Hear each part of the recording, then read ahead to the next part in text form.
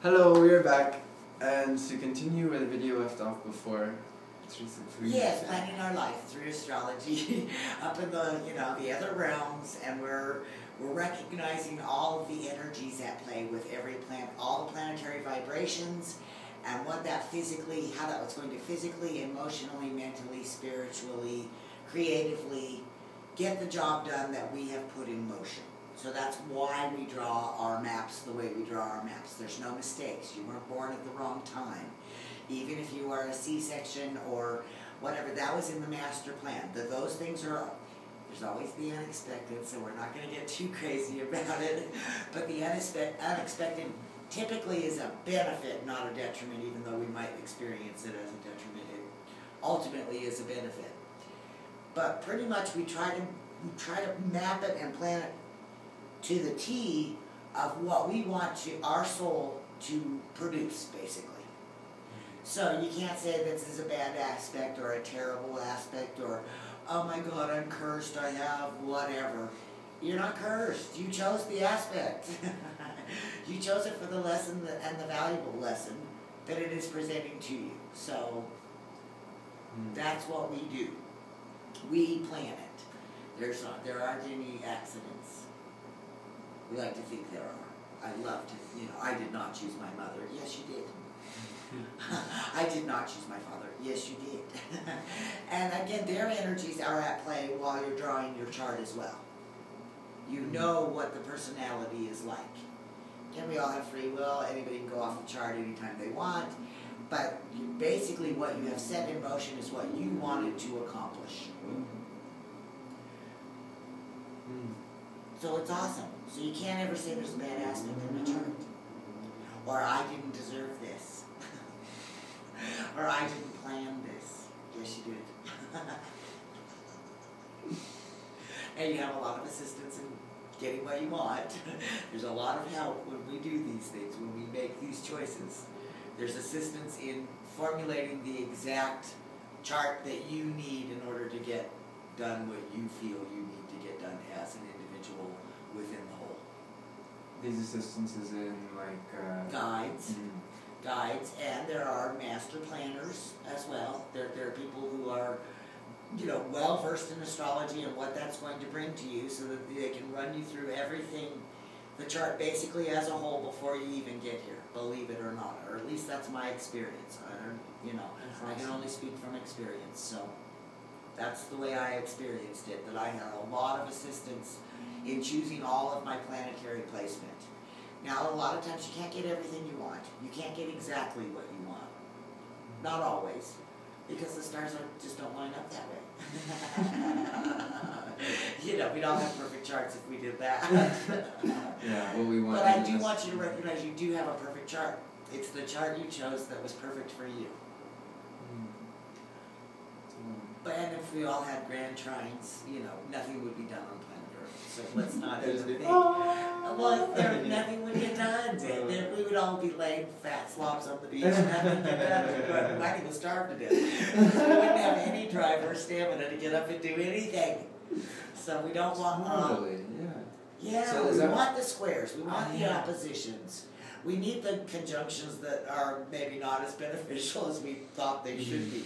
We need those things as motivators. As we have to be motivated or we will get nothing done. And stress is one of the greatest motivators there is for the human configuration. If there isn't any stress, we get lazy. And that's why the world's in the stressful situation it's in right now.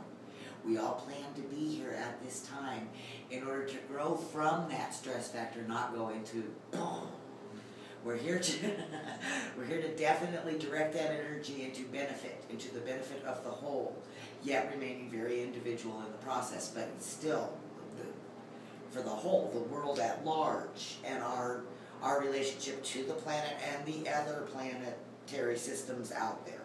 That all of this is coming into our awareness. That brings into mind Uranus and Aries square Pluto and Capricorn. There you go.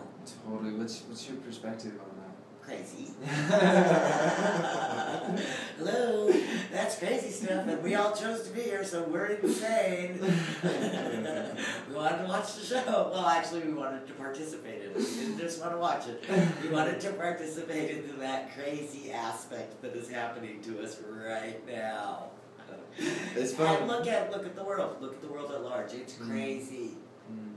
But things are being exposed that need to be exposed in order for us to make informed decisions on how to change it. Totally. Yes, without all of this chaos and mayhem, we wouldn't know what to change. We wouldn't know what needed to be changed. Totally. I sense that a lot with all of the government dealings that have been happening under the radar. Yes, under the radar, all that hidden stuff, all Yeah. that stuff that just has not been healthy for the people as a whole. Yeah. All of that's coming to the surface so it will be changed, so that we find our voice and absolutely exercise that voice and change it. And that doesn't mean revolution, you guys. Quit with the Just got to ask you about that. Yeah. No revolution. That's revolving. That's going back into the old patterns and doing the same thing over and over again. Trying to solve with killing. It's never going to solve anything. All that does is give everybody the right to kill each other all over again, and that is not beneficial. We don't need martyrs.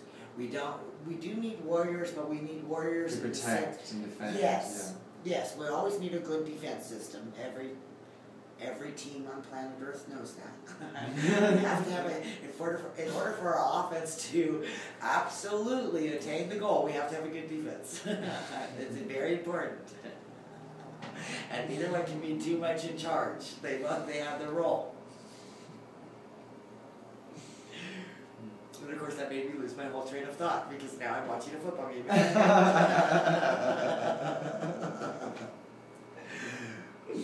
But yes, it's sparking us. It's allowing us to recognize how to offensively embrace the situation at hand. But again, we can't go into martyrdom. We can't kill each other anymore. It's not going to serve the purpose. We have to, instead of revolving, we have to evolve out of that into a higher perspective of the whole. Now the little guys coming in, all the little babies being born, they have an innate knowledge of what to do.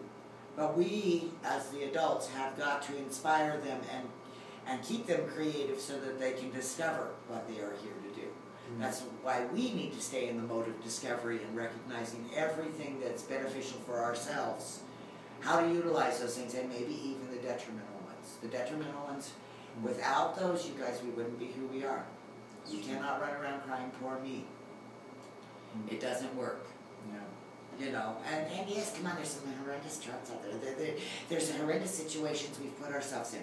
We're to have empathy and compassion for ourselves and anyone in those situations. But we are also to inspire them to do better and to help them recognize why they chose that. And I find there's like a beautiful gift in every single energy, especially the detrimental ones. Yes, the detrimental ones are the only way that we're going to change. Yeah. Thus far. Now, I hope ultimately we will find other ways to do it, but I doubt we'll ever be able to do it without stress.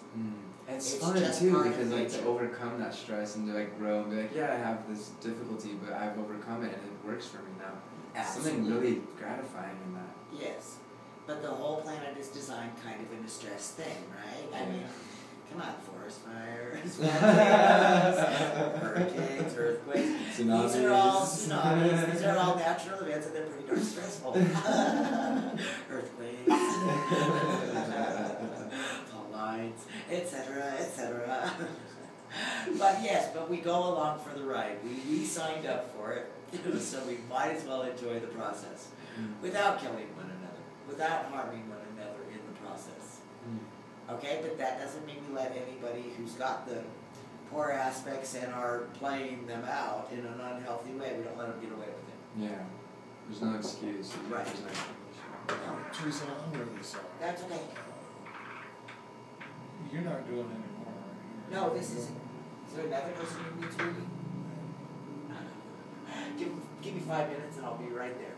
Yep. Okay. It's great. See.